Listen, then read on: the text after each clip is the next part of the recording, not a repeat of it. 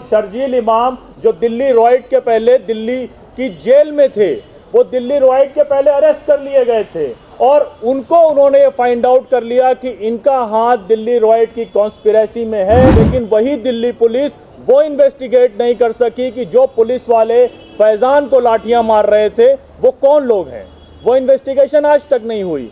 वो कौन लोग हैं जिन्होंने अकरम का हाथ, दोनों हाथ उड़ा दिए बम से और उसका एफआईआर नहीं लिखा गया। वो कौन लोग हैं जिन्होंने नासिर के एक आंख में गोली मारी। मनीष सिसोदिया के खिलाफ राइटिंग, लूटिंग का ये चार्जेस उनके खिलाफ हैं। लेकिन अगर अरविंद केजरीवाल के खिलाफ एफआईआर होगा तो आम आदमी पार्टी का लॉयर का टीम अरविंद केजरीवाल को डिफेंड करेगा। अगर ताहिर हुसैन के खिलाफ चार्जेस होंगे तो कोर्ट से कोई वर्डिक्ट आए बगैर उनको पार्टी से बाहर कर दिया जाएगा ताकि उसके लिए बाद में यूएपीए लगाया जा सके। वही आम आदमी पार्टी की सरकार अचानक उसके पावर आ जाती है और वो इस्लामोफोबिया से ग्रस्त होकर मरकज तबलीगी जमात के खिलाफ एफआईआर कर देती है। लेकिन उसकी इतनी ताकत नहीं होती कि वो कपिल मिश्रा या अनुराग ठाकुर या रागिनी तिवारी के खिलाफ एफआईआर करे। खालिद सैफी का लेटर ये कहता है कि मुझे, जब मैंने उनसे पूछा अरेस्ट होने के बाद कि मैं नमाज पढ़ना चाहता हूँ, वजू करने के लिए मुझे पानी चाहिए,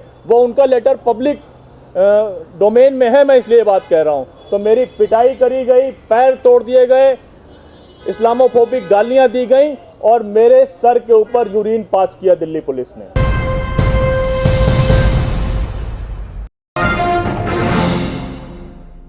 तो मैं आज ये बात करता हूं कि मैं अगर कंपेयर करूं एज ए इंडियन सिटीजन कि जब कपिल मिश्रा वहां पर नारे लगवा रहे थे, रागिनी तिवारी वहां पर नारे लगवा रही थी कि इन गुल्लों को काटो, तो वहीं पर उसी चौराहे पर मौजपुर के गुलफिशा फातिमा शाम में बच्चों का इंडियन कॉन्स्टिट्यूशन का क्लास ले रही थी। जब वहां पर कपिल मिश्रा मुसलमानों को मारने के लिए स्ट्रेटेजी बना रहे थे तो उमर खालिद ये कह रहे थे कि हम इस आंदोलन को अहिंसा से चलाएंगे। जब गोली मारो सालों को अनुराग ठाकुर कैबिनेट मिनिस्टर बन गए हैं, अब तब स्टेट मिनिस्टर थे, तब वो ये नारे दे रहे थे गोली मारो सालों को। उसी जगह पर जंतर मंतर पर खालिद सैफी संविधान की प्रस्तावना पढ़ रहे थे। तो अब हमें ये पूछना पड़ेगा कि सवाल ये है कि आप में से आप ये तय कैसे करेंगे कि किस आदमी ने क्या किया, किस आदमी ने क्या नहीं किया। अब हम अगर ये बात करें जो है वो पुलिस की अगर हम बात करते हैं या बाकी चीजों की बात करते हैं, तो मुझे याद है जब 24 फरवरी को दंगे हो रहे थे तो मैं और मेरे तमाम जेएनयू के और जामिया के दोस्त हम लोग मनीष सिसोदिया के पास गए और हमने कहा कि सर आप लोग अगर ग्राउंड जीरो में आएंगे तो आपका कोई ड्यू प्रोटोकॉल है, उस प्रोटोकॉल के तहत पुलिस शायद कुछ दंगों को कंट्रोल करे। क्योंकि उससे पहले मैं खुद साउथ निजामुद्दीन पुलिस स्टेशन में ज्वाइंट कमिश्नर दिल्ली पुलिस के साथ 2 घंटे बैठा रहा और जहां पर गोलियां चल रही थी वहां पर पुलिस नहीं पहुंची। तो मनीष सिसोदिया साहब कहते हैं कि नदीम है helpless and same like you, ये उनका रिस्पॉन्स था। वही आम आदमी पार्टी की सरकार अचानक उसके पावर आ जाती है और वो इस्लामोफोबिया से ग्रस्त होकर मरकज तबलीगी जमात के खिलाफ एफआईआर कर देती है। लेकिन उसकी इतनी ताकत नहीं होती कि वो कपिल मिश्रा या अनुराग ठाकुर या रागिनी तिवारी के खिलाफ एफआईआर करे। अब अगर और वही आम आदमी पार्टी, मतलब पॉलिटिकल पार्टी, हम ये कह रहे हैं कि पुलिस ने जो किया, तो पुलिस ने तो जामिया की लाइब्रेरी में लाठियां बरसाई, फैजान को मारा और सबसे जो बेसिक इन्वेस्टिगेशन पुलिस को करना था कि फैजान को लाठियां मारने वाले जो लोग नेशनल एंथम में लाठियां मार रहे थे उनमें से कौन वो पुलिस वाले थे। वो पुलिस 2 साल में आज तक आइडेंटिफाई नहीं कर पाई, लेकिन उसने ये आइडेंटिफाई कर लिया कि वो शर्जील इमाम जो दिल्ली रॉयट के पहले दिल्ली की जेल में थे, वो दिल्ली रॉयट के पहले अरेस्ट कर लिए गए थे और उनको उन्होंने ये फाइंड आउट कर लिया कि इनका हाथ दिल्ली रॉयट की कॉन्स्पिरेसी में है। लेकिन वही दिल्ली पुलिस वो इन्वेस्टिगेट नहीं कर सकी कि जो पुलिस वाले फैजान को लाठियां मार रहे थे वो कौन लोग हैं। वो इन्वेस्टिगेशन आज तक नहीं हुई।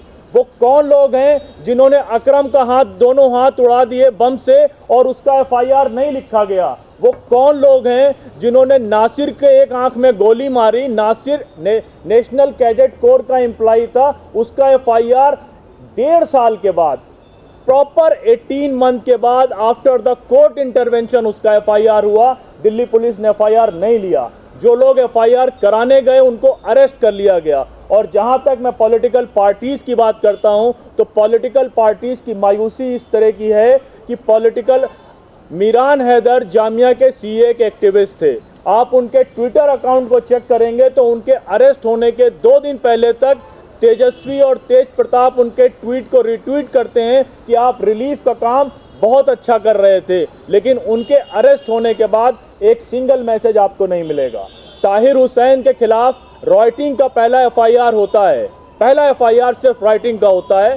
2015 से 2017 के बीच में 14 एफआईआर्स हैं अरविंद केजरीवाल के खिलाफ, और मनीष सिसोदिया के खिलाफ राइटिंग लूटिंग का ये चार्जेस उनके खिलाफ हैं। लेकिन अगर अरविंद केजरीवाल के खिलाफ एफआईआर होगा तो आम आदमी पार्टी का लॉयर का टीम अरविंद केजरीवाल को डिफेंड करेगा।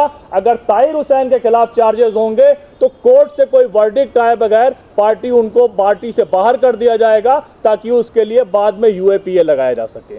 तो ये सिर्फ ट्रीटमेंट इसलिए है कि ताहिर हुसैन मुसलमान है, मीरान हैदर मुसलमान है। ये बात हमको कहनी पड़ेगी क्योंकि अमित शाह का सरकार सीए लाने के बाद ये बता चुका है कि माइनॉरिटीज के ब्रैकेट में से मुसलमानों को बाहर कर दिया गया है। बाकी पुलिस के बारे में बहुत चर्चाएं हुई हैं, बहुत रिपोर्ट हैं। सिर्फ आखिरी बात मैं बताऊं, मौलाना यहाँ मौजूद है, मौलाना ने करीब 300 के ऊपर के बेल बॉन्ड भरे होंगे, लगभग मैंने भी इतने ही भरे हैं। एक आदमी जो रिक्शा चला रहा है उसको आपने पकड़ लिया, उसके ऊपर 4 केस लगाए। यूपी में ये फायदा है कि आपने एक स्कूटर लगा दिया, स्कूटर के पेपर लगा दिए तो बेल मिल जाएगा। यहाँ पे आपको कैश का बेल बॉन्ड भरना पड़ेगा। 4 केसेस हैं, 80,000 रुपीज़ वो कहाँ से पे करेगा? जाहिर सी बात है कोई ऑर्गेनाइजेशन होंगी, कोई रिलेटिव्स होंगे, कुछ दूसरे लोग होंगे। वो 10 दिन के बाद अगर बेल का एश्योरिटी अरेंज करता है तो शाम को उस थाने का आदमी पहुँच जाता है कि तुमने ये पैसा कहाँ से लाया, पहले इसका हिसाब दो फिर बेल मिलेगा। आसिफ इकबाल तन्हा और नताशा नरवाल को जब बेल मिला तो आसिफ का बेल का एश्योरिटी लेने वाले हमारे दोस्त यहाँ मौजूद हैं। 1 बार नहीं, 2 बार नहीं, 4 बार पुलिस इनके घर पे गई और इनको थ्रेट किया कि आपने जो है वो क्यों जो है वो कर दिया, बेल बॉन्ड क्यों भरा, आप पहले रिश्ता इस्टेब्लिश करिए। फिर लास्ट बात हम जिस पे कंक्लूड करेंगे, बात बहुत ढेर सारी हैं, वक्त निकल जाएगा।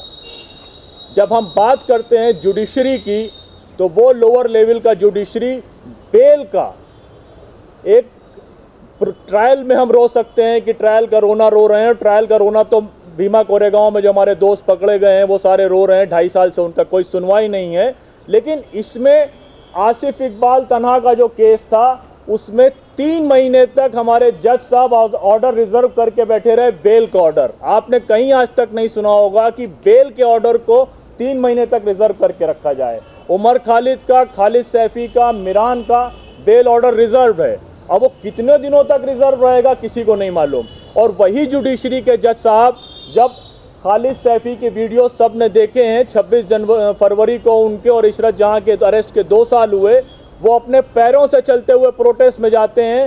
रात के टाइम पार्किंग लॉट में उनके दोनों पैरों पे प्लास्टर होता है, हाथ में प्लास्टर होता है। और खालिद सैफी का लेटर ये कहता है कि मुझे, जब मैंने उनसे पूछा अरेस्ट होने के बाद कि मैं नमाज पढ़ना चाहता हूँ, वज़ू करने के लिए मुझे पानी चाहिए, वो उनका लेटर पब्लिक डोमेन में है, मैं इसलिए बात कह रहा हूँ। तो मेरी पिटाई करी गई, पैर तोड़ दिए गए, इस्लामोफोबिक गालियाँ दी गई और मेरे सर के ऊपर यूरिन पास किया दिल्ली पुलिस ने।